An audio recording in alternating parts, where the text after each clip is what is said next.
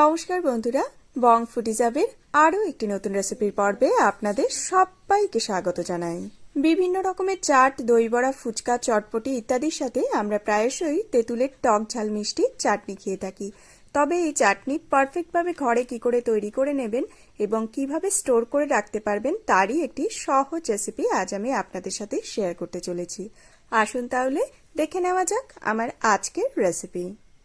টক ঝাল মিষ্টি তেঁতুলের চাটনি বানিয়ে নেওয়ার জন্য প্রথমেই আমি একটি বাটির মধ্যে অ্যাড করে নিচ্ছি 1.5 মুঠো পরিমাণে তেঁতুল।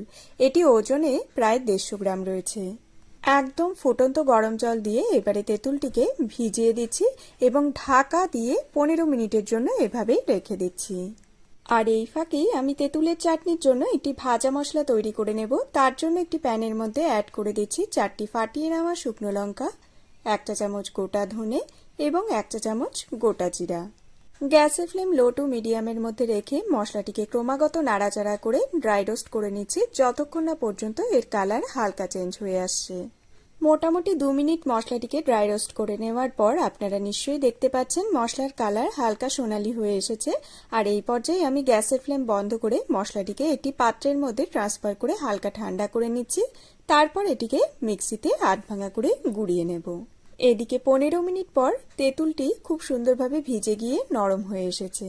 এবারে এই তেঁতুল থেকে আমরা পাল্পটিকে বের করে নেব। তার জন্য এর মধ্যেই তেঁতুলটিকে খুব ভালো করে হাত দিয়ে চটকে নিচ্ছি। আপনারা যারা আমার এই ভিডিও দেখছেন তারা কোথা থেকে দেখছেন এবং আমার ভিডিও আপনাদের কেমন লাগে কমেন্ট বক্সে অবশ্যই কমেন্ট করে জানাবেন। আর সেই সাথে যদি আপনারা কোনো রেসিপি আমার কাছে দেখতে চান সেটিও কিন্তু কমেন্ট করে জানাতে পারেন। যে পাত্রে আমি তেঁতুলের চাটনিটিকে তৈরি করে নেব এবারে সেই পাত্রের মধ্যে তেঁতুলের পাল্পটিকে একটি ছাঁকনির সাহায্যে ভালো করে ছেঁকে নিচ্ছি। তবে চাইলে আপনারা একটি পাতলা সুতির কাপড় ব্যবহার করেও তেঁতুলের কাপটিকে ছেঁকে নিতে পারেন। এরকম একটি তেঁতুলের চাটনি যদি ঘরে তৈরি করে রাখা যায় আপনারা কিন্তু যে কোনো সময় যে কোনো রকমের পাপড়ি চাট, দই বড়া, ফুচকা, চটপটি, সিঙ্গাড়া এমনকি ধোকলার সাথেও এই চাটনি কিন্তু সার্ভ করতে পারেন। তেঁতুলের পাল্প বা কাঠটিকে ভালো করে ছেঁকে বের করে নেওয়ার পর এর মধ্যে অ্যাড করে দিচ্ছি মেজারিং কাপের 1 কাপ পরিমাণে রসগোল্লার রস। আমার কাছে রসগোল্লার রস ছিল তাই আমি চাটনি তৈরিতে এই রস ব্যবহার করে নিয়েছি। তবে আপনারা এর পরিবর্তে হাফ কাপ মানে 100 গ্রাম চিনিরও ব্যবহার করে নিতে পারেন। একই সাথে অ্যাড করছি 1 চা চামচ পরিমাণে বিট নুন, 1 চা চামচ কাশ্মীরি লঙ্কার গুঁড়ো এবং 200 গ্রাম আখের গুড়। চাটনি বানানোর জন্য আমরা যতটা পরিমাণে তেঁতুল ব্যবহার করে নিয়েছি ঠিক তার ডাবল পরিমাণে কিন্তু মিষ্টি ব্যবহার করে নিতে হবে।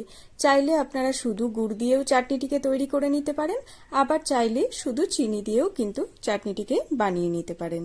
আবার চাইলে আমার মতো গুড় চিনি দুটোর ব্যবহার করেও কিন্তু চাটনিটিকে তৈরি করে নিতে পারেন। গুড় অ্যাড করার পর গ্যাসের ফ্লেম মিডিয়ামে রেখে আমি চাটনিটিকে জালে বসিয়ে দিয়েছি এবং গুড়টিকে খুন্তির সাহায্যে হালকা করে ভেঙে দিচ্ছি যাতে চাটনির সাথে খুব তাড়াতাড়ি মিলিয়ে যায়। ঘরে যদি কখনো রসগোল্লা শিরা বেঁচে যায় তা দিয়ে আপনারা এইভাবে তেঁতুলের চাটনি তৈরি করে দেখতে পারেন। এটি খেতে কিন্তু খুবই সুস্বাদু হয়। আর এই চাটনি খেতে যে কতটা চটপটা হয় তা আপনারা একবার ঘরে ট্রাই করলেই বুঝে যাবেন।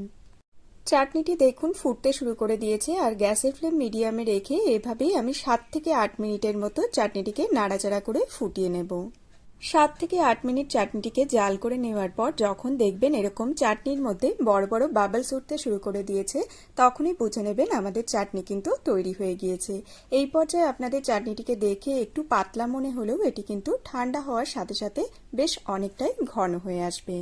গ্যাসের ফ্লেম এবারে আমি লোতে করে দিচ্ছি এবং আমরা যে প্রথমে একটি ভাজা মশলা তৈরি করে নিয়েছিলাম সেটিকে আধ ভাঙা করে গুঁড়িয়ে নিয়েছি এবং সেখান থেকেই 1 চা চামচ পরিমাণে ভাজা মশলা এর মধ্যে অ্যাড করে দিচ্ছি। ব্যাস এবারে জাস্ট 1 মিনিটের জন্য সবকিছু একসাথে নাড়াচাড়া করে মিলিয়ে নিচ্ছি। তাহলেই রেডি আমাদের টক ঝাল মিষ্টি তেঁতুলের চাটনি। গ্যাসের ফ্লেম এবারে আমি বন্ধ করে দিচ্ছি আর চাটনিটি রুম টেম্পারেচারে আসা অবধি অপেক্ষা করে নিচ্ছি। চাটনিটি পুরোপুরি রুম টেম্পারেচারে চলে আসলে এটিকে এয়ারটাইট একটি কাচের বোতলে ভরে আমি নর্মাল ফ্রিজে স্টোর করে রাখবো। আর এভাবে আপনারা কিন্তু 5 থেকে 6 মাস অবধি চাটনিটিকে নর্মাল ফ্রিজে স্টোর করে রাখতে পারেন।